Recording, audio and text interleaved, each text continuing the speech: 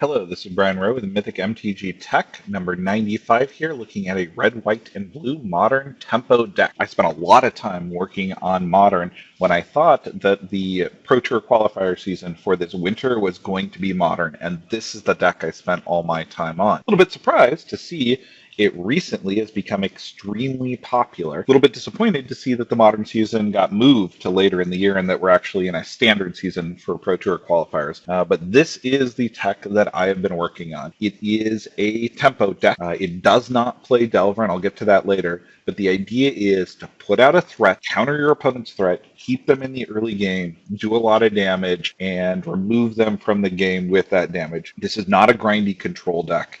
This is a tempo deck. It does have some grindy control elements and can play that long game if it needs to. The deck is extremely reasonably priced for modern, which is about $620. Most of the cost of this deck is the fetch lands. The fetch lands are likely to be reprinted soon, hopefully in the modern event deck, which should help the price. Remand has also jumped a pretty good amount, considering how well this deck has been doing, but cards like Geist of Saint Draft are extremely reasonable right now. I've seen them for $10 to $15 in the local market. Snapcaster is also still down around 20. Snapcaster is likely to be an extremely long-term powerful card. Pick him up now. Long-term, I see him at $40 easily. GP Prog just happened, and a very similar deck won the entire tournament. It had a little more focus on cryptic commands and a little more focus in the deck. I'm using something called Singleton theory, which I'll get into later. But if you're looking for an extremely competitive version of this deck, the secret is out that the deck is clearly good. This particular version is a little more on the control side, although it's running 4 Geist of St. Traff, which I think is actually the right number. I will be upping the number on my build. And it's running 4 Celestial Colonnades, which helps with the control matchup a lot. Definitely take a look at my build, hear the logic behind it, come back, take a look at this build, and then brew something between those that really fits your style if you're interested in this deck. Number 1, I've got a lot of burn in this deck. I love burn. Why? These cards eat Deathrite. They eat Dark Confidant. They control the board against robots. I would leave all of these in. Electrolyze is just incredible. I can even see going up to 4 in some builds. Lightning Bolt is simply the best removal out there in the game, because you're also able to hit your opponent in the face if you have a strategy that does damage. Lightning Helix is great for dealing with other aggressive decks. The 3 life often matters. Grim Lavamancer, I have seen dominate boards. Super happy to have him against anything with mana dorks.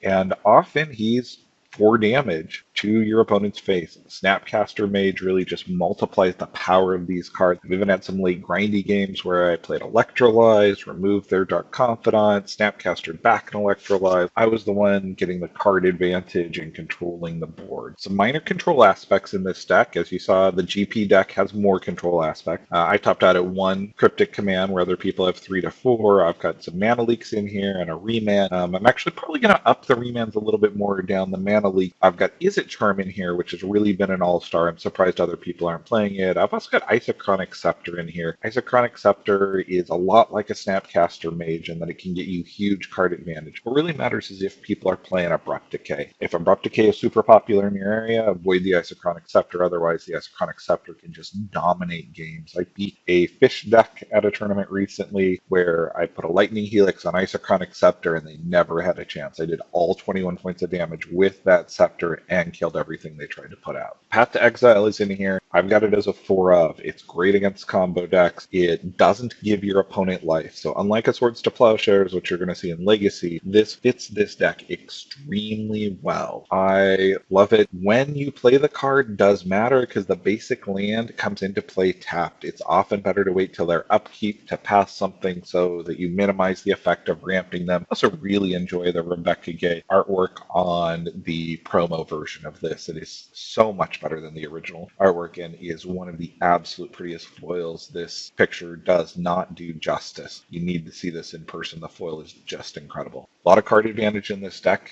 I'm running Snapcaster Mages, as I mentioned. They're underpriced and they're amazing. Electrolyze is incredible. I've got a 1 of Young Pyromancer in here.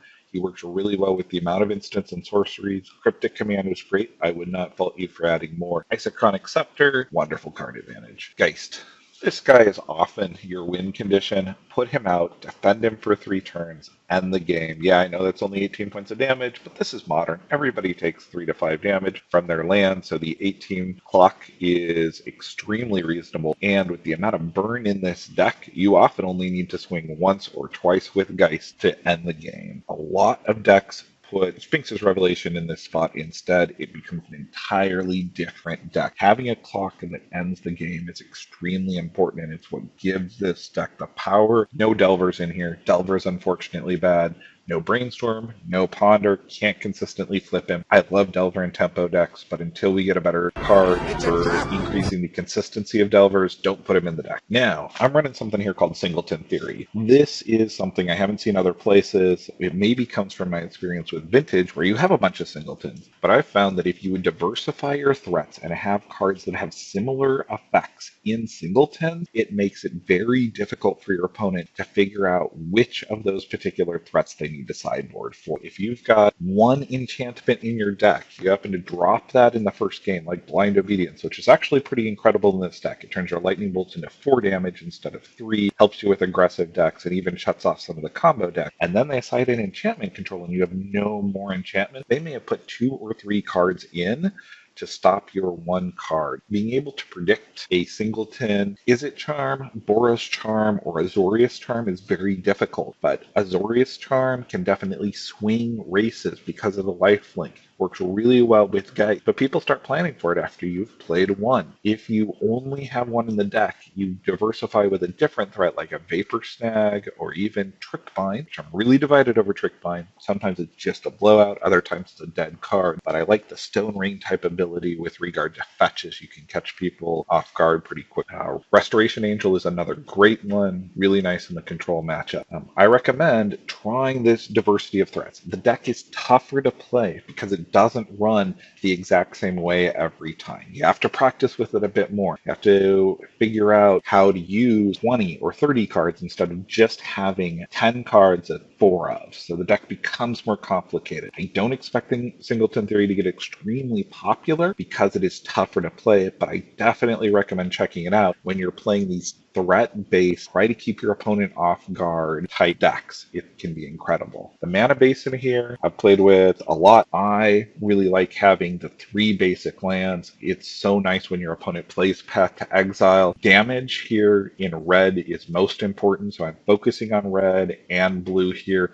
Make sure I can hit those electrolyzes. White is definitely the least important of the colors, although it's there for Geist. The other things that I've been experimenting with are the other non-basic lands. Colonnades I've got at 2. I can see upping that 4. Glacial Fortress has really underperformed for me. I'll be cutting it soon. Tectonic Edge keeps some of the combo decks or some of the bigger decks from getting to 5 mana, especially when you're killing their mana dork. Great against Kiki Pod. Castle over here is just also a really nice tech to work with the Geist. Your good matchup are those with little creatures with 1 toughness. Death Rites are also a really good matchup because you've got so much removal. Anybody who hits themselves for damage with their land, or they rely on some combat trick, really good matchups. Your rough matchups can be the decks that are designed to beat blues specifically. Voice of Resurgence can be a little bit tough. Loxodon Smiter can also be tough. Some of the tricks that were put into the deck, such as Azorius Charm, help significantly, and Izzet Charm. Sphinx's Revelation in those hardcore control decks are going to be tough. You need to stick that Geist early, defend him, end the game before they get to their second Sphinx's Revelation. Flickering Souls, also a bit rough. Seems to be out of favor right now, though. Sideboard, you just have incredible options. Take a look at what your local meta game is. Take a look at the GP sideboard that was up there. I really like Trickbind. I know other people don't. Engineered Explosives is just incredible. Sword of Feast and Famine is great for those control matchups. Shattering Spree is great for robots. You have a lot of flexibility in these colors. For Jund, I really recommend a Batterskull, a wonderful threat that they have huge problems with. And if Storm gets popular, Rule of Law is